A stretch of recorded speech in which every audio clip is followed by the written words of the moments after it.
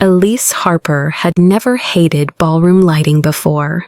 Tonight, though, it felt brutal, too bright, too revealing, exposing every crack in the night she'd imagined would feel magical.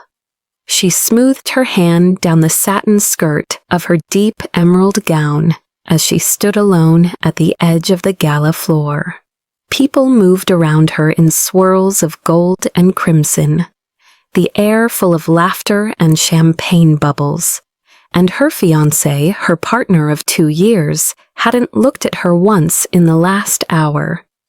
Graham Vance stood across the room, surrounded by investors and old money elites, telling stories with the easy charm of someone who expected the world to lean in. His tie was undone just slightly, his smile polished but empty. He waved his glass mid-sentence, enjoying the spotlight the way he always did. He didn't notice Elise. He hadn't noticed her arrive. He didn't see that she'd bought a new dress.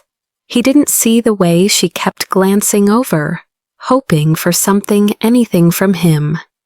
It was their engagement gala, their night, their celebration, and somehow Elise felt like a decorative piece on the wall noticed only by the people who whispered about how stunning she looked standing alone.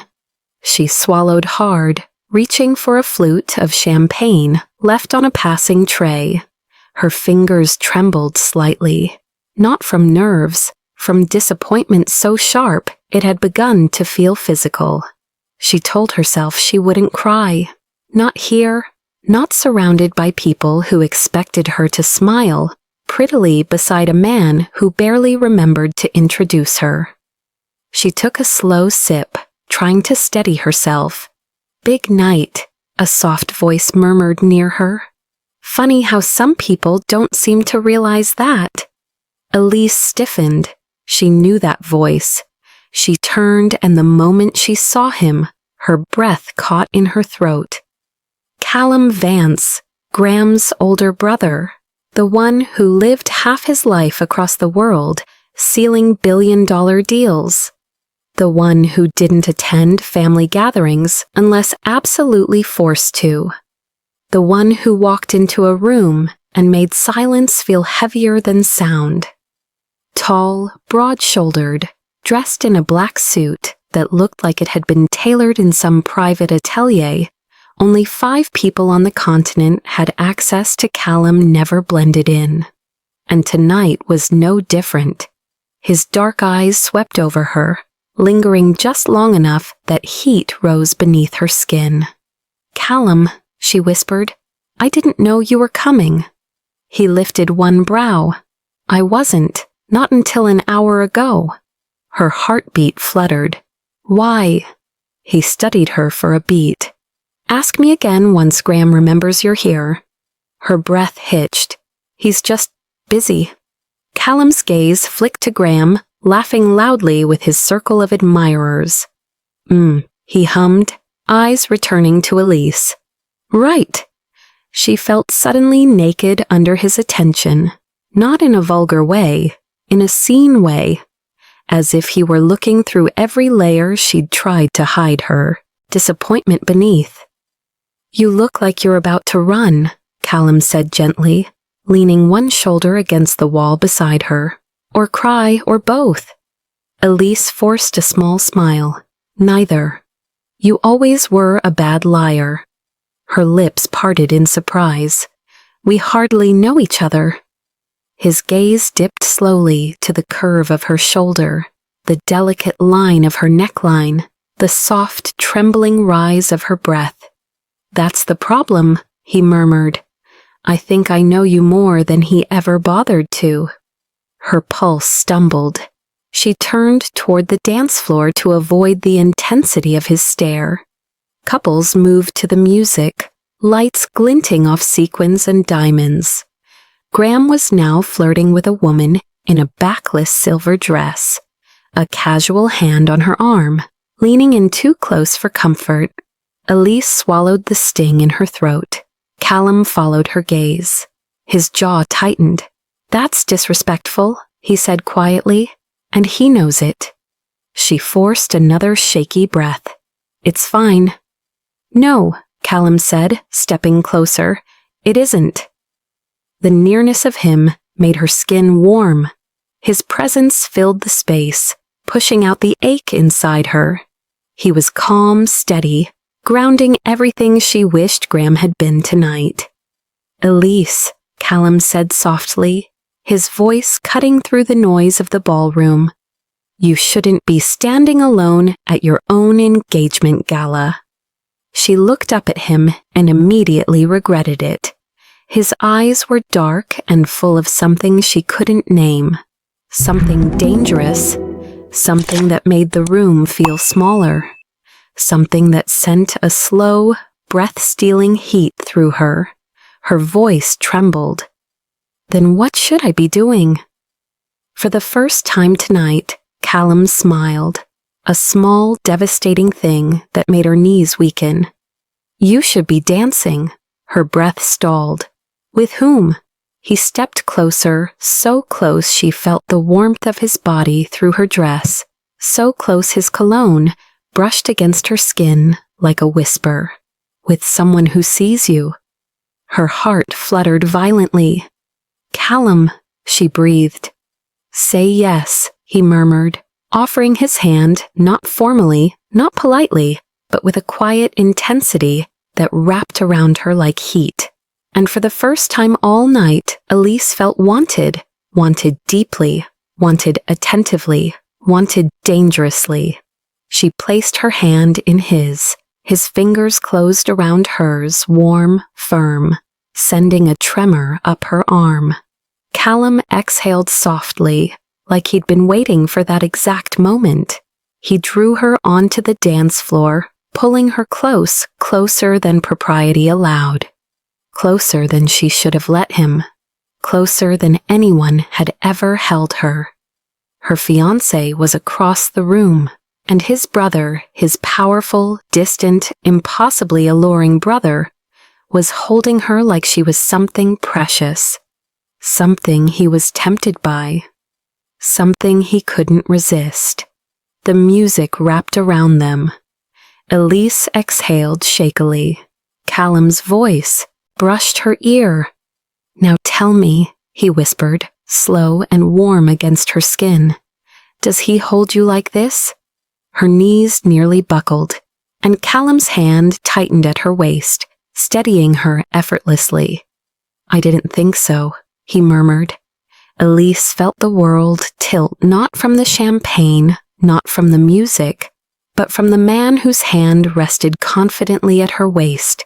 Callum guided her effortlessly across the floor, his body aligned with hers, in a way that made it impossible to think about anything but the warmth between them. Relax, he murmured, his breath brushing her cheek. You're safe with me. Safe. Strange how the word felt both comforting and dangerously intimate when he said it. She swallowed, unable to stop the question from slipping out. Callum, why are you doing this? His gaze dropped to her lips slowly, deliberately before returning to her eyes. Because you deserve a moment that belongs to you, he said softly. Not to an audience, not to my brother, you. Her heart fluttered painfully. But this is wrong, she whispered. He leaned in, just enough that the warmth of his breath made her pulse tremble. No, he said quietly. What's wrong is a man who wins your hand but doesn't bother to hold it. Her chest tightened. You shouldn't say things like that. Why? He asked, his thumb brushing the small of her back, in a way that made her breath catch. Because you might believe me? Or because you already do? Elise inhaled sharply. Callum's jaw tensed slightly, as if he were fighting the urge to pull her even closer. You're the one shaking, he murmured. I'm not. You are, he said, his lips ghosting near her ear. And it isn't fear. Heat flooded her veins. She tried to step back, but his hand moved to her lower back, steady but never forceful, anchoring her in place. "Elise," he whispered, his voice deep and slow. "Look at me." She did, and instantly regretted it. His eyes held a quiet hunger he wasn't trying to hide anymore. Something magnetic, something forbidden, something she had no defenses against. "You deserve a man," Callum said, each word precise and deliberate, "who looks at you the way you want to be seen." Her breath trembled. "Callum, he's your brother." For the first time, something flickered behind Callum's expression. Pain, frustration, longing. It all blended into a single confession he spoke without words. "He doesn't love you," Callum said quietly. "Not the way he should, not the way you deserve." Her chest tightened. "You don't know that." "Yes," he said, voice heavy with certainty. "I do." He nodded subtly toward Graham across the room. Graham didn't notice her, not once.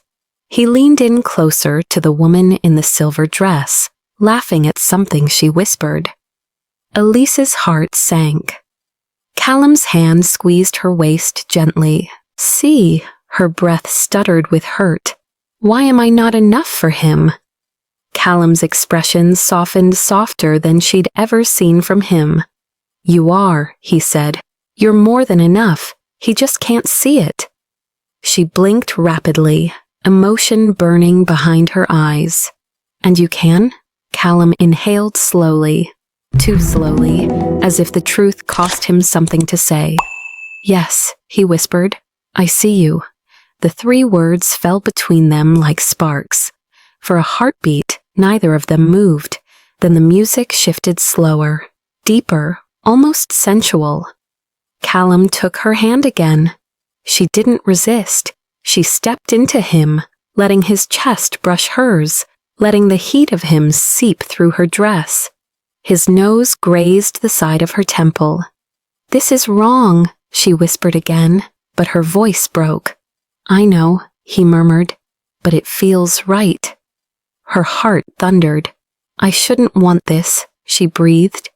Callum closed his eyes for a moment, a pained exhale escaping him.